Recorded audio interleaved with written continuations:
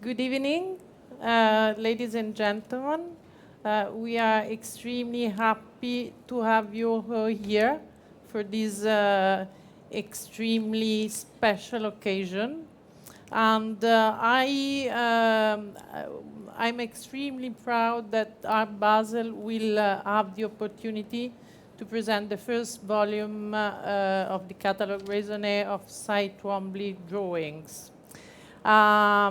Actually, I want to express my gratitude, first of all, to Nicola De Roche, the editor, and that has been closing this project for so many years, and the Catalogue Raisonné that was supporting him, and Yumiko Saito that helped us during all this organization, the Gagosian Gallery, who supported the Catalogue Raisonné of Twombly for many years.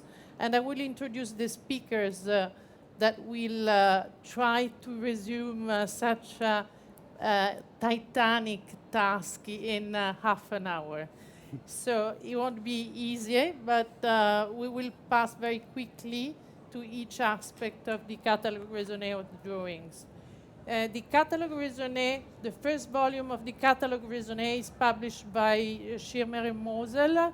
And I will say it's not only a Catalogue Raisonné, but it's a feticcio personale. So it's something that everyone is really invited to consult and study for the rest of this year, maybe.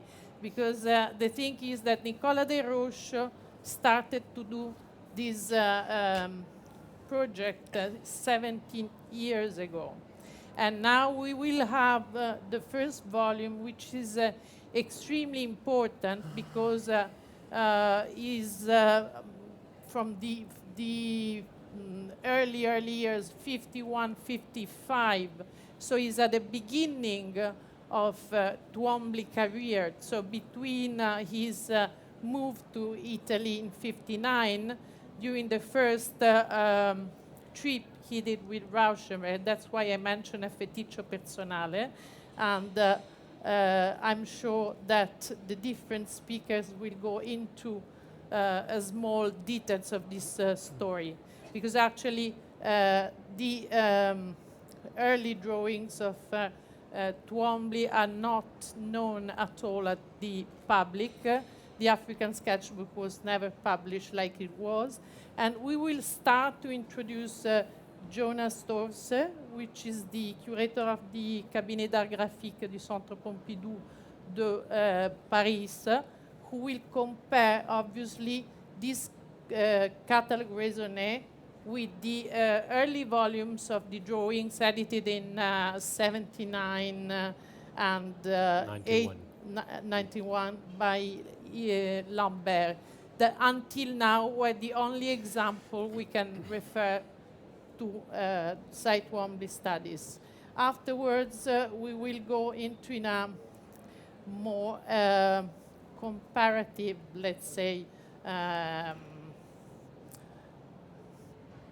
history about the relationship between Twombly, Rauschenberg, and Jones, which was at the beginning of the career of the three artists in the 50s, that will be a survey of Achim that curated a beautiful show, States of Minds, and so he went through also the passion of a Catalogue Raisonné discovery, which is quite difficult. And Nick Cullinan, from curator of Tate Modern, will do a short focus on the nature of this early drawing of Twombly that were often described as a poem of just one word, white. So I leave the first words to Jonas. Thank you very much. Since Cy Twombly is a true international artist, born American, has lived in Europe since the late 50s, and since we're all three working in different countries for different international institutions, I had decided to speak French, une petite leçon de français. So I hope you won't mind. It's not going to be very long, about 10 minutes. A few images on the way, and ending with a quote, which must unfortunately be in French because the translation does not do any good to it. Donc, comme vous le savez tous, Nicolas Del Rocho vient de publier le tout premier volume du catalogue raisonné des dessins de Cy Twombly, un volume, le voilà, un volume qui couvre la période 1951-1955. Bien qu'il s'agisse chronologiquement du tout premier volume, il y en a eu dans le temps un autre projet de catalogue raisonné qui a déjà produit les volumes 6, qui couvrent les années 1973 à 1976, et le volume 7 pour les années 1977 à 1982, mais qui s'en est arrêté là. C'est un projet qui fut initié par Yvon Lambert, grand collectionneur et galeriste parisien, qui a montré très régulièrement le travail de Cy Twombly pendant 15 ans, de 1971 à 1986, l'année où il a organisé la dernière exposition. Donc, en mai 1979, Yvon Lambert publie aux éditions Multipla à Milan le tout premier volume, le volume 6, du catalogue raisonné des dessins de Cy Twombly, une édition qui compte 1500 exemplaires numérotés. La maquette est signée Gabriele Stocchi. Je mentionne son nom parce qu'elle est liée à d'autres projets de publication d'œuvres de Cy Twombly. Ici, vous voyez le portrait par Twombly de la famille Stocchi, un dessin de 1979. En fait, il a fait plusieurs portraits de ce type. Le plus célèbre est vraisemblablement celui de la famille du collectionneur allemand Rainer Speck. La maquette, comme vous le voyez, est assez dense, mais comporte également quelques pages absolument magnifiques avec des images collées. Là, on ne le voit pas, mais ce sont des images donc imprimées à part et collées dans le volume. C'est un luxe éditorial qui, aujourd'hui, ne serait plus envisageable du tout. Le principal atout de ce volume, et en fait, il s'agit d'un véritable coup de génie, et qui relève des relations personnelles d'Yvon Lambert, c'est d'avoir réussi à obtenir un texte d'introduction de la part de Roland Barthes. L'importance de Roland Barthes, je crois, est reconnue largement au-delà des frontières de la France. Et en fait, un peu plus tôt dans la même année, le philosophe avait déjà publié un autre texte sur Cy Twombly dans le catalogue qui accompagnait son exposition rétrospective au Whitney Museum of American Art à New York, qui avait commencé en avril, donc toujours en 1979, le 10 avril, pour être tout à fait précis. Mais ce texte, donc le texte du catalogue raisonné, est en fait antérieur. Il date d'octobre 1975. Nous apprenons cette date par le manuscrit que vous voyez ici, en tout cas une partie, et qui est jalousement conservé par Yvon Lambert, à qui il est dédicacé, ainsi qu'à William Burke et à Renaud Camus.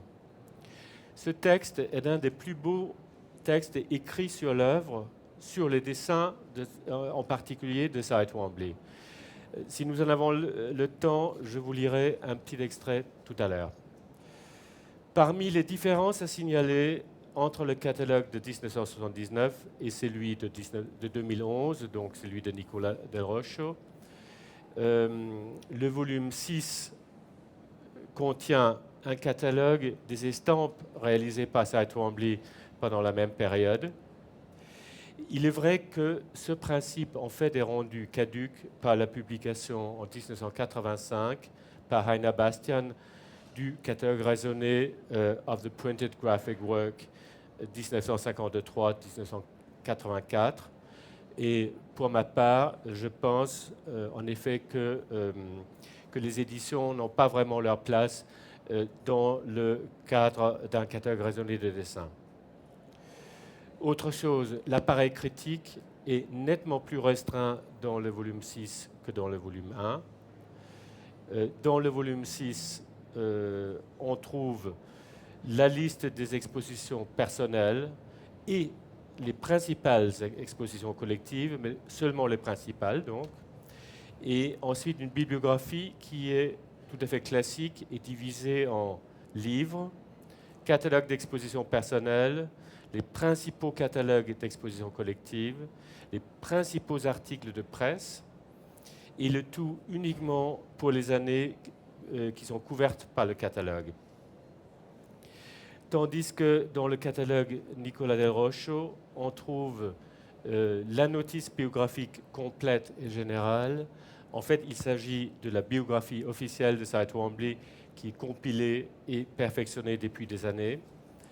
On trouve la liste d'expositions personnelles à partir de 1951 et jusqu'à aujourd'hui, la liste des catalogues d'expositions personnelles, la liste de toutes les expositions de groupe et la liste également des catalogues de toutes les expositions collectives.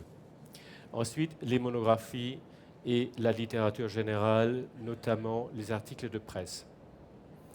En revanche, le volume 6 comprend également une liste d'éphéméria, vous savez, ce genre de choses que tout aficionado de Twombly adore collectionner, c'est-à-dire affiches, cartons d'invitation, brochures publicitaires, etc. L'appareil critique du volume 6 concerne donc uniquement la période couverte par le catalogue même, alors que celui de Nicola del Rocho, dans celui de Nicola del Rocho, le lecteur a accès à l'appareil critique complet, et ce qui constitue bien évidemment un énorme avantage.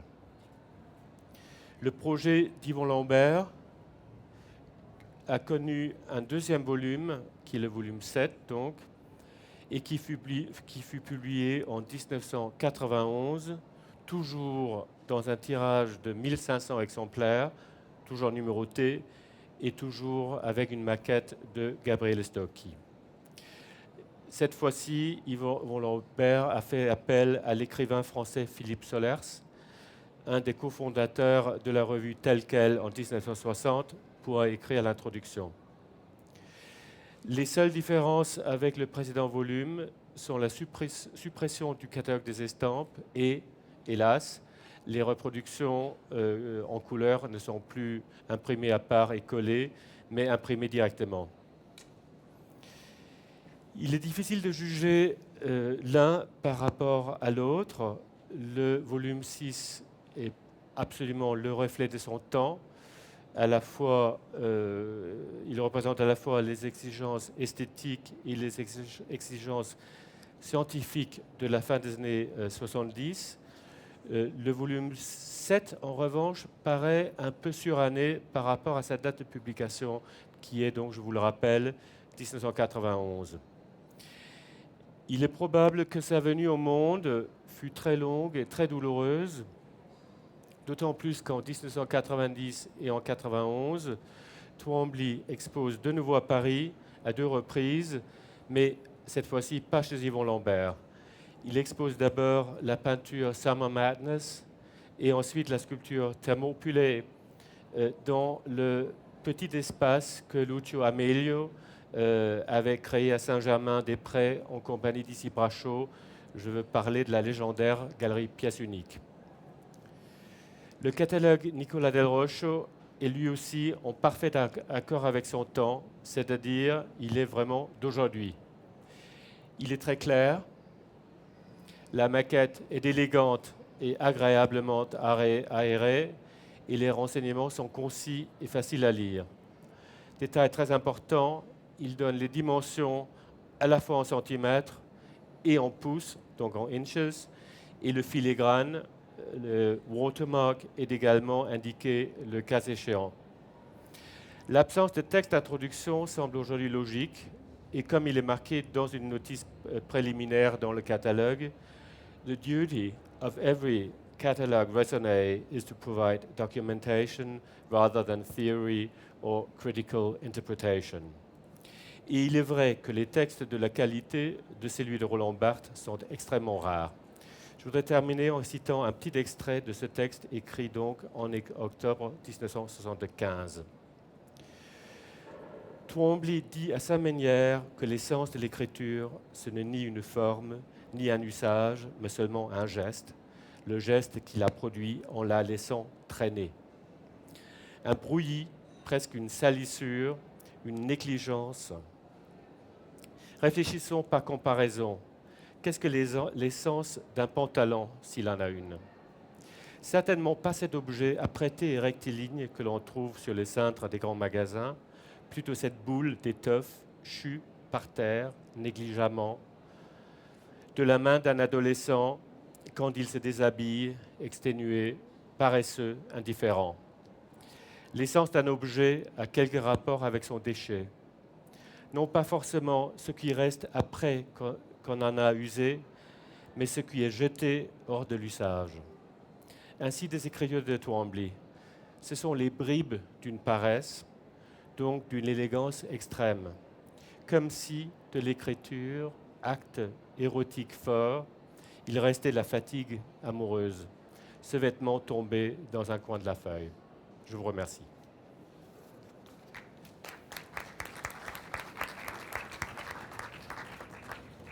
Okay.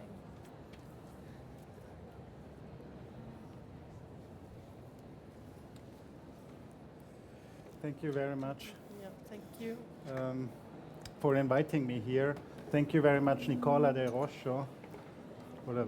You wanted to Yeah, say we something. would like to thank Nicola, which is not here, and especially because this Catalogue Raisonné, as I remember, it was an incredible, titanic task from the last 17 years. So we really like everyone who supported this amazing project, and obviously Achim, he will now introduce the Catalogue Raisonné not only as the beautiful object that you can also see and consult, but as a discovery, like a voyage. Please. Thank you. And again, thank you, Nicola, for this great book. I had the privilege to be part of the Catalogue Raisonné of the sculptures. It was in 1997. Do you understand? In 1997, and so I know how much incredibly work is inside such a book, years of work. And thank you also, Yumi, for organizing this, and Mark Francis from the Gagosian Gallery. A Catalogue Raisonné, and I think this is one of the most interesting aspects of a Catalogue Raisonné, is an unhierarchical setting of an oeuvre. So we are used to look at an artist's oeuvre in exhibitions and in exhibition catalogues and in books about an artist, which already has a certain selection and a certain vision and view of an author or a curator. But a Catalogue Raisonné unfolds everything. So you see the good work and the weak work, you see the tests, the experiments on one level, which is very interesting to look at. You see the works which were not exhibited over a longer period, and you also see the selections of an artist where he decided to go on in his development. This is in a very special way true of a Catalogue Raisonné of Twombly, because Twombly is an artist who held back his work over years and decades in many cases. So a catalogue raisonné, in the case of Twombly, is not just a publishing of a catalogue raisonné like for other artists. You have like a record of mostly already known pieces, but in the case of Twombly, a big part of what is published is absolutely new. This was already the case in the Catalogue Raisonné of the sculptures, which was, as I said, published in the late 1990s, in 97. And if you imagine that in the mid-1990s, there were only published 25 sculptures of Twombly, and the publishing of the Catalogue Raisonné by Nicola del Roscio suddenly was a discovery that the sculptures are not just a byproduct by a painter, but a whole oeuvre which is independently in itself. And this is also the case for the Catalogue Raisonné of the drawings now, which is between 51 and 55, that it gives us a very new perspective on the early work of Twombly and his formation as an artist, which is not very much known yet, and there's not very much written yet on it. And it tells us also something about the way Twombly is, dealing with his work. There are various ways how artists go to the public and what they exhibit very early on, what they hold back. And for example, Robert Rauschenberg, his close friend of the 1950s, is the opposite. Rauschenberg was always an artist who went to the public with his work very directly, and he always wanted to be the father and a new fashion maker, or how do you say, he wanted to be the father of pop art, father of performance art, father of art and technology, and so on and so on. And Twombly was in the very opposite, always an artist who held back things. For example, I just show you one example.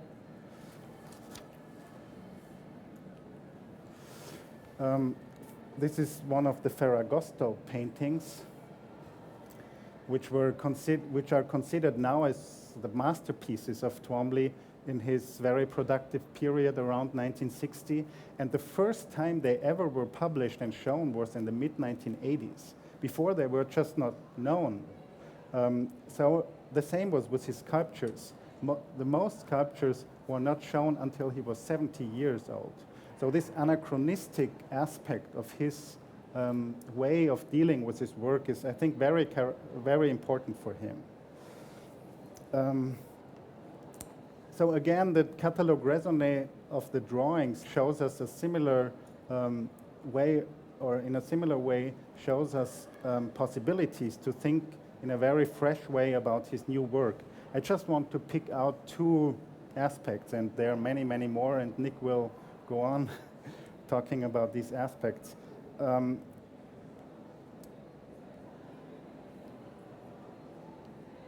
The one are, of course, the North African sketchbooks, which are shown for the very, very first time in its entirety, and it shows us.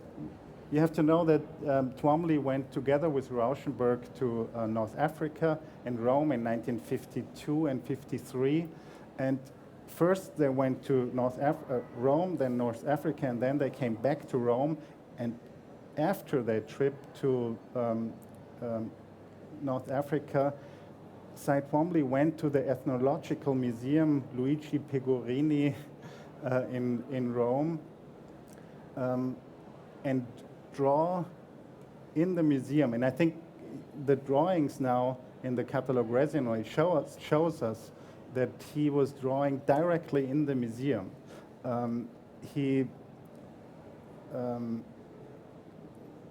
You see on the left side, for example, you see, and the North African sketchbook is something like a starting point for his whole development of drawings, paintings, and sculptures. Even sculptures, if you show here the vans, they are already here in the left drawing. On the right side, you see like nail fetishistic sculptures, which he saw at the museum in Rome.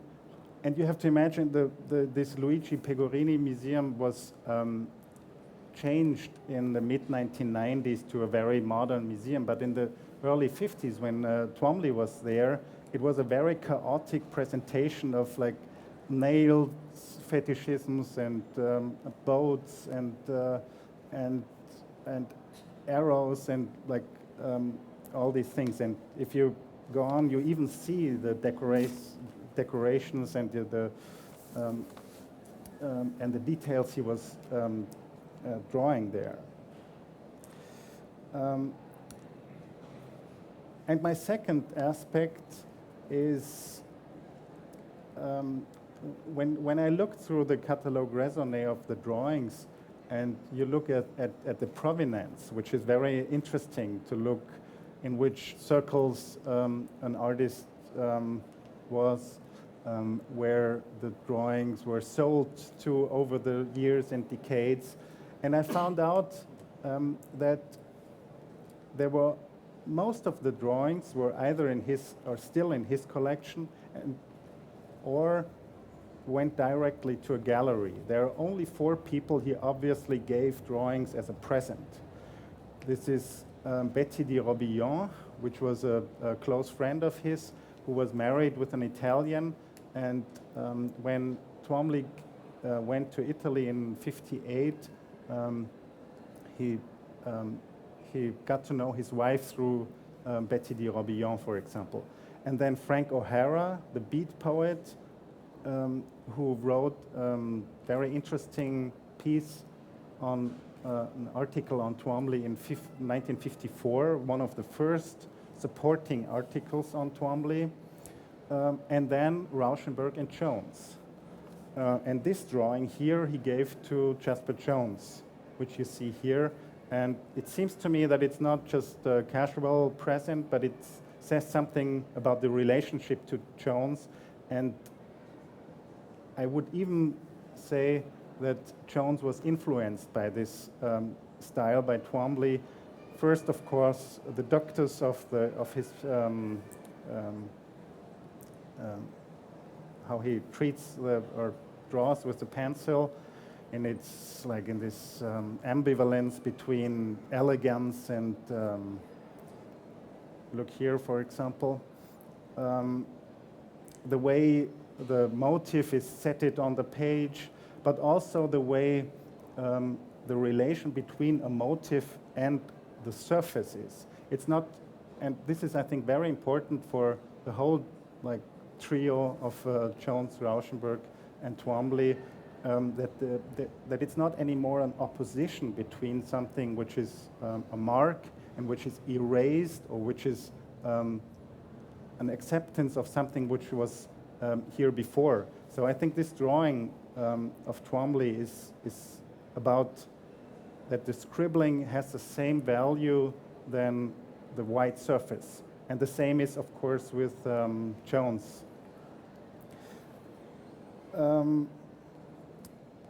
And this drawing is one of, I think, about 6, 7 drawings which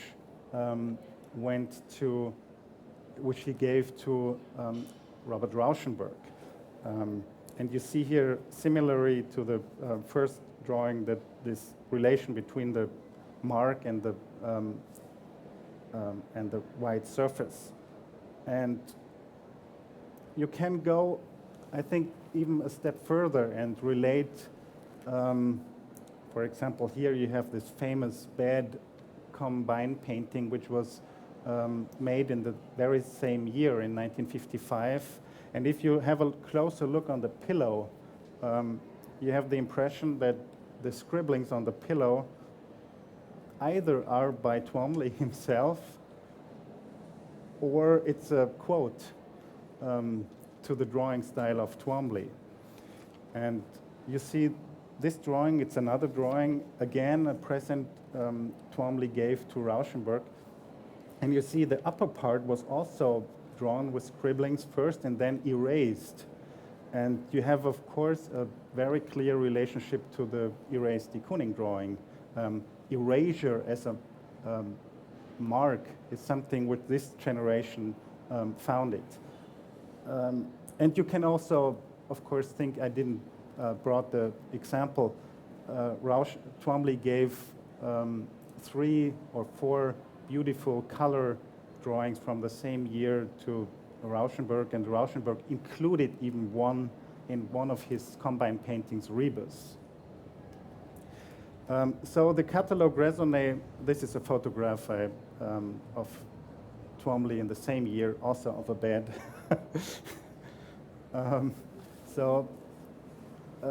I think, and I want to close now, a catalogue, I just wanted to indicate with 2 little examples what a richness of possibilities comes out in the next years, and probably also with the next volumes of the Catalogue Raisonné.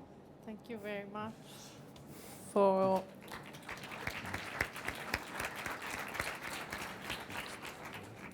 Yes. Thank you very much for the introduction. And obviously, I just wanted to add that I didn't see Nicola because he's hidden somewhere else in the inside. But obviously, Nicola has been working, and he's an expert of Twombly work since many years. He contributed to many exhibitions, and he also edited the catalogue of the sculpture and the other catalogue of the photograph. And one strange thing is that normally you expect to have a catalogue raisonné of the drawings before a catalogue of raisonné of the paintings and of the sculpture.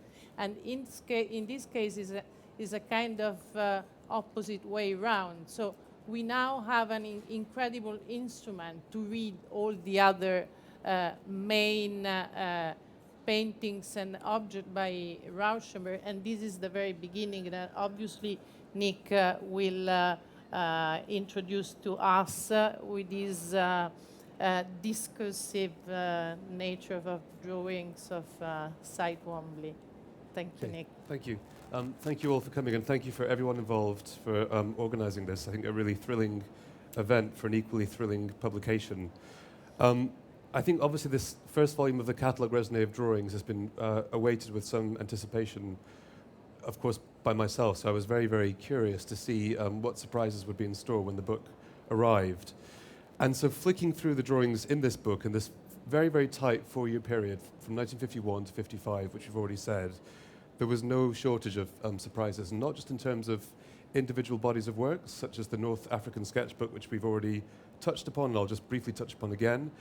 But I think the thing that I really wanted to look at today was the rapid evolution in style and technique, and the way those 2 things are intertwined increasingly in Twombly's work during this 4-year period. So that's what I really want to focus on today. I think it's, if you look at the book, and I hope you will do this, either you already have or after this talk, you'll see how quickly things move forward, but how sort of organically and spontaneously. So as a starting point, I'm going to really just look at 6 works to kind of flag up these key 6 moments in this 4-year period. I wanted to begin with this drawing from, which is not showing. Let's get that up first. Okay, so we're all on the same page. There we go. Okay, so this is a drawing called Study for Tisnet in 1953, which, as Achim said, was made after a trip to Morocco with Robert Rauschenberg between 1952 and 1953. But the really interesting thing about this, this is named after a town called Tisnet, and then Twombly makes a painting with the same title later that year back in New York. So there's this idea of the time lag, which I think is really interesting. So rather than making these drawings directly in Morocco, as he's encountering vernacular forms, he writes back to friends in the United States and talks about the influence of Morocco upon his work. And the main thing is again, one thing to do with technique, which is incising.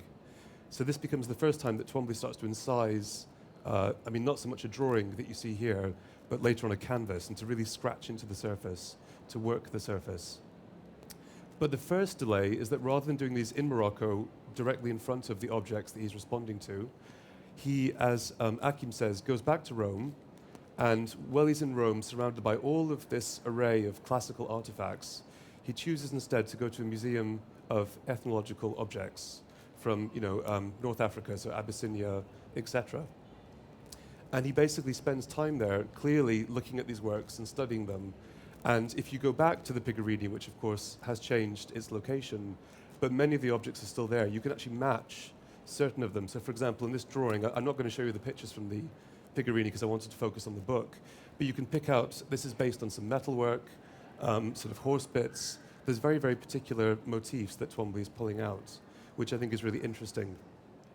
So that's the first lag, and then of course, once he goes back to New York, and he's able to work on a larger scale, he makes paintings with the same titles and the same sort of structure after the drawings. So this already flags drawing as a kind of generative model for Twombly, which is obviously its traditional function, but I think is very, very important to think about. And then the second example, and again, you've already seen these images, so I don't want to kind of go over them, but this is again from the North African sketchbook, which are these 22 pages of pencil and Conte crayon sketches, where again, you see not just a sort of inventory of different artifacts and different techniques, but also colors. You know, he's actually here very, very directly annotating, and so combining image and text, which of course will become one of the main features of his work. And here you see it being done incredibly unself-consciously, spontaneously, just to make this kind of note, to make this kind of inventory of what he's seeing and the influence upon his work. And so again, this is the other thing to say, that you begin here, now we think of Twombly as one of the great painters of classical mythology, ancient history, but when he began, he seemed to be much more interested in the primitive or the ethnographic. And so this volume really shows you that evolution in his work, which I think is really fascinating. And then the other thing I wanted to look at was this kind of overlap between drawing and painting in size work. And we've talked about the gap of a catalogue raisonné of drawings, and obviously this gap now being filled will be incredibly useful for scholarship. But of course, what we've had, the first catalogue raisonné has been the paintings. And so here you see a work from the same time, 1953, called Lala, which is actually classified as a painting rather than a drawing. So even though it's using the material of drawing, it's again scratching and incising because of the supports. This has been sort of viewed as a painting. So this is one work that's already documented. But what I think now is so wonderful is that we can actually sit side by side with the catalogue raisonné of painting and the catalogue raisonné of drawing and compare what he's doing, month by month, and chart this evolution, because of course Twombly's always worked simultaneously on drawings, on paintings, on sculpture, and on photography. So this will be really invaluable. And then moving forward and thinking more now about maybe style than technique, by 1954, so 1953, Twombly goes back to New York. In the autumn of 1953, he's conscripted into the US Army, and that's one of his breakthrough moments. And so at night, he starts to draw in the dark with the lights out to basically unskill his hand. So rather than making drawings which are very, very finely worked, he wants to do something much more immediate. And of course, this has a real relationship with surrealism and psychic automatism, which I'm sure you're all very familiar with. So if you see this drawing from 1954, straight away you're already reminded of the paintings of Roberto Matta or Gorky. And of course, both of whom are artists that Twombly would have been seeing in New York as a student. So it's a kind of closing of a circle upon his influence, and then the way that's unfolded into his technique, which I think is particularly thrilling.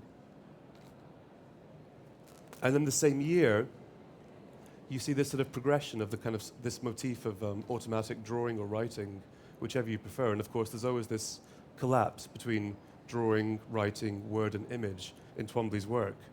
And so these are works he makes in Augusta, Georgia, while he's in the army, and now using crayon. So he's sort of injecting color into his works. And so this really introduces the idea of the childlike in Twombly's work, which has been a major point of discussion throughout his career, the way that they're so spontaneous and how this can be read, and whether this should be read as naive or incredibly cultured. It's a very interesting discussion. And then the final thing I wanted to finish with, and this I think is where the book closes, and you see this rapid progression, is these sort of all-over drawings he makes in 1955, which really kind of continue this very, very direct drawing style. But now, in a way, almost start to scale it up and to link it up with abstract expressionism. And so if you think about the all-over compositions of painters like Jackson Pollock, who again was very active during this time and who Twombly admired and saw his works in New York and even met him several times, you see Twombly here devising a very, very personal and a very natural response to those works. And rather than trying to sort of match them, he basically starts by drawing on a very, very small scale and just filling, the sheet with these pencil images. And then in the paintings from the same time, this is, of course, scaled up. So the issue of scale, I think, is always incredibly interesting in these works and the relationship between drawing and painting. So I think that's sort of where I want to finish. I think one thing to say that's particularly interesting is that, of course, for the surrealists, psychic automatism was related to blindness. And they often spoke about how in classical mythology, blindness equated wisdom. So here, although Twombly hasn't yet moved to Italy, he's not yet responding to ancient history or mythology, there's already this link back to classicism. So in 4 very, very short years, we've gone from sort of North Africa, the primitive, the fetish, to sort of the beginnings of classicism entering his work. So I think I'm going to stop, because I know we're getting a bit short on time. But, thank you very much, Nicholas, Thanks. for being so exhaustive. And also on time with our schedule, because actually it could be a very much longer conversation. As I started to say that this is just a feticcio personale, was a kind of a joke, because Bob Rauschenberg and Said Twombly, they did an exhibition about these early works related to the African sketchbook, and Sai was describing this experience in Africa as in the Varnedo Catalogue of the MoMA exhibition in '94. So there is lots of material, and we are extremely happy to have this privilege and this really, really incredible object of study that is available, obviously, at Gagosian Gallery, and Schimmer Mosel, which was the exquisite publisher that worked with Twombly in collaboration. And Nicola De Roche, we wanted to thank him. Please, Nicola, just stand up, and because we wanted to have thank you for everything you have done during all those years for all of us. And we wanted to thank Sai Twombly, which is not here, but all our love is for him and for all he has done for our community. Thank you very much, and we hope that we will be able to present the second volume soon.